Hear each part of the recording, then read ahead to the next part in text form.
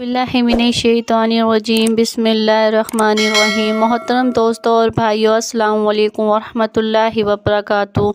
इस वजीफ़े को करने से बड़ी परेशानी ख़त्म हो जाती है, बड़ी से बड़ी बीमारी दूर हो जाती है। ये ऐसा वजीफ़ा है जिसने भी किया है वो नाउमीद नहीं हुआ। सूरत कौसर कुरान पाक के 30वें पारे में मौजूद है और ये कुरान पाक की 108वीं सूरत मुबारका कहलाती है। ये सूरत मुबारका कुरान पाक की सबसे छोटी सूरत मुबारका कहलाती है। इस सूरत मुबारका को सूरत कौसर इसलिए भी कहा जाता है क्योंकि इस सूरत मुबारका में नबी करीम सल्लल्लाहु अलैहि वसल्लम को कौसर की बशारत हुई थी और इस आयत मुबारका में नबी करीम सल्लल्लाहु अलैहि वसल्लम को अजीम तोहफ़ा देने पर अल्लाह ने नबी सल्लल्लाहु अलैहि वसल्लम को कुर्बानी देने और नमाज कायम करने का हुक्म भी दिया है। बुजुर्गाने दीन ने सूरत कौसर के बहुत सारे फ़वाइद और इसकी बहुत ज़्यादा फजीलत बयान की है। रिज़्क़ के मसाइल, तंगदुरुस्ती, परेशानी, बीमारी, कर्ज़ की तंगी से नजात, इन सब चीज़ों से निकलने के लिए सूरत कौसर बहुत ज़्यादा मुफीद जानी जाती है। प्यारे भाइयों और बहनों, आज की इस वीडियो में हम आपकी खिदमत में सूरत कौसर का एक बड़ा ही ख़ास, मुजरिब, असीम, आज़मौदा और पावरफुल वजीफ़ा लेकर हाजिर हुई हूँ। मैं ये समझती हूँ कि ये सूरत कौसर का वजीफ़ा बहुत ही ज़्यादा ख़ास है। इस वजीफ़े को आप किसी भी हाजत के लिए कर सकते हैं और आज तक जितने भी बहन भाइयों ने इस अमल को किया है, इस वजीफ़े को किया, उनकी बड़ी से बड़ी, सख्त से सख्त हाजत भी अल्लाह तबारक व तआला ने अपने करम और फजल से पूरी फरमाई। प्यारे भाइयों और बहनों, आज का वजीफ़ा जो कि सूरत कौसर का वजीफ़ा है, आपने कैसे करना है और इस वजीफ़े को आपने किस वक्त करना है, ये सब जानने के लिए आपसे गुजारिश है कि आज की इस वीडियो को आखिर तक देखें। प्यारे भाइयों और बहनों, हमारी अव्वल दिन से यही कोशिश रही है कि हमारे चाहने वाले, हमारे सुनने वाले 5 वक्त के नमाजी बन जाएं और इसके साथ अगर उनकी ज़िंदगी में कोई भी मसाइल हैं, परेशानियां हैं, रिज़्क़ की तंगी है, तो वो हमारे इन वज़ाइफ़ की मदद से इन परेशानियों से निकल जाएं।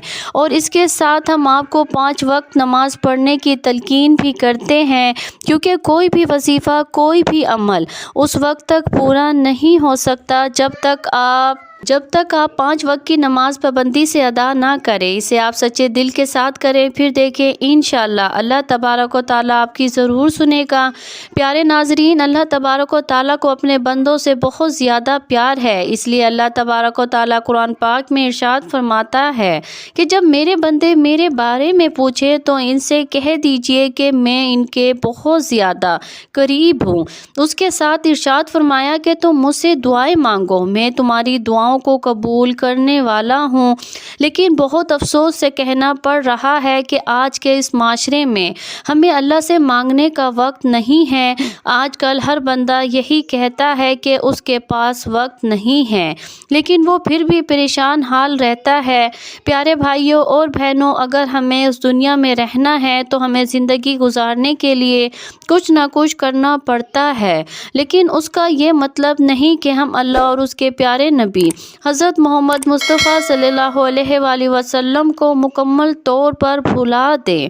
और हमारा दीन इस्लाम इतना प्यारा मज़हब है कि ये कभी ऐसा दर्स नहीं देता कि आप सिर्फ़ और सिर्फ अल्लाह की ही इबादत करें, बल्कि ये दर्स देता है कि आप दुनिया के साथ साथ दीन को भी कमाएं और जो भी मांगना हो सिर्फ़ और सिर्फ अल्लाह की ज़ात से मांगे।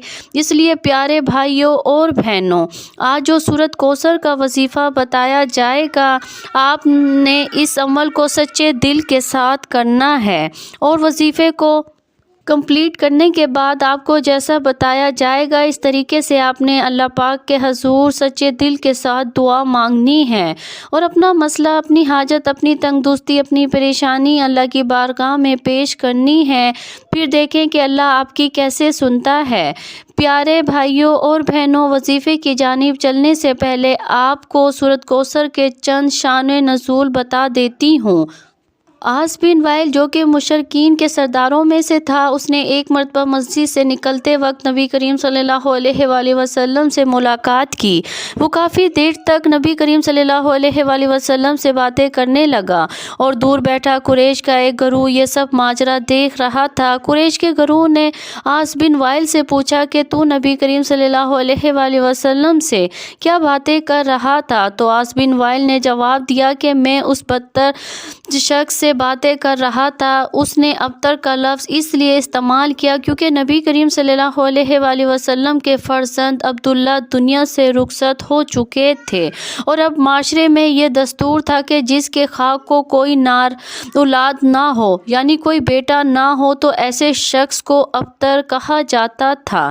لہٰذا قریش میں جو نبی کریم صلی اللہ علیہ وآلہ وسلم کے دشمن تھے، عبداللہ کی وفات کے بعد انہوں نے نبی کریم صلی اللہ علیہ وآلہ وسلم کو ابتر کا لقب دینا شروع کر دیا۔ ایسے موقع پر اللہ تبارک و تعالیٰ کی رحمت جوش میں آئی اور اللہ پاک نے نبی کریم صلی اللہ علیہ وآلہ وسلم کو سورۃ کوثر کا تحفہ دیا، جس میں انہیں جنت میں کوثر کی بشارت ہوئی۔ پیارے بھائیوں اور بہنوں، ایک روایت میں آتا ہے کہ صحابہ کرام بیان فرماتے ہیں کہ ایک روز نبی کریم صلی اللہ علیہ وآلہ وسلم ہمارے درمیان بیٹھے تھے۔ اچانک نبی کریم صلی اللہ علیہ وآلہ وسلم پر ایک نیند اور بے ہوشی کی کیفیت طاری ہو گئی۔ تھوڑی دیر بعد نبی کریم صلی اللہ علیہ وآلہ وسلم نے اپنا سر مبارک اوپر اٹھایا اور مسکرانے لگے۔ صحابہ کرام نے پوچھا کہ اے اللہ کے پیارے نبی، آپ کس وجہ سے مسکرا رہے ہیں؟ تو آپ صلی اللہ علیہ وآلہ وسلم نے جواب دیا کہ مجھ پر ابھی ابھی ایک سورت نازل ہوئی ہے۔ پھر آپ صلی اللہ علیہ وآلہ وسلم نے بسم اللہ الرحمن الرحیم کے ساتھ سورۃ کوثر کی تلاوت فرمائی۔ پھر نبی کریم صلی اللہ علیہ وآلہ وسلم نے پوچھا، اے صحابہ، کیا آپ کو معلوم ہے کہ یہ کوثر کیا چیز ہے؟ صحابہ کرام رضی اللہ عنہ نے جواب دیا، اللہ اور اس کے رسول بہتر جانتے ہیں۔ آپ صلی اللہ علیہ وآلہ وسلم نے فرمایا کہ یہ جنت میں ایک نہر ہے جس کا اللہ تبارک و تعالیٰ نے مجھ سے وعدہ فرمایا ہے، اور یہ ایک حوض ہے جس میں میری امت قیامت کے دن پانی پینے کے لیے آئے گی۔ اس نہر کے قریب پانی پینے والے برتن ستاروں کی مانند ہوں گے۔ بخاری اور مسلم۔ پیارے ناظرین، یہ سورۃ مبارکہ بہت ہی زیادہ برکت اور فضیلت والی سورت مبارکہ ہے۔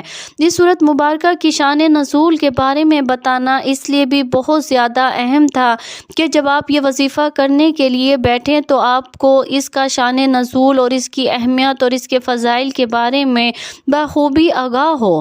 پیارے ناظرین، اپنے عمل کی جانب چلتے ہیں کہ آپ نے سورۃ کوثر کا وظیفہ کیسے کرنا ہے۔ یاد رہے کہ رات کو سونے سے پہلے یا عشاء کی نماز ادا کرنے کے بعد اس عمل کو کر لینا ہے۔ یاد رہے کہ سب سے پہلے آپ نے 2 رکعت نماز صلاۃ الحاجات ادا کرنی ہے۔ ان 2 رکعتوں میں آپ نے سورۃ فاتحہ کے بعد 11 مرتبہ سورۃ کوثر اور 11 مرتبہ سورۃ اخلاص پڑھنی ہے۔ اس نماز کو مکمل کرنے کے بعد آپ اپنی جگہ پر بیٹھے رہیں، یعنی جائے نماز پر بیٹھے بیٹھے 129 مرتبہ آپ نے سورۃ کوثر کی تلاوت کرنی ہے۔ بسم اللہ الرحمن الرحیم 129 مرتبہ سورۃ کوثر پڑھنے کے بعد آپ نے اپنی آنکھیں بند کر لینی ہیں۔ آنکھیں بند کر کے آپ نے اللہ تبارک و تعالیٰ کی کچھ دیر تک حمد و ثنا بیان کرنی ہے، اللہ تبارک و تعالیٰ کی بڑائی بیان کرنی ہے، اور یہ آپ اپنے آپ کو باور کروانا ہے کہ اللہ کی ذات کتنی زیادہ عظیم ہے۔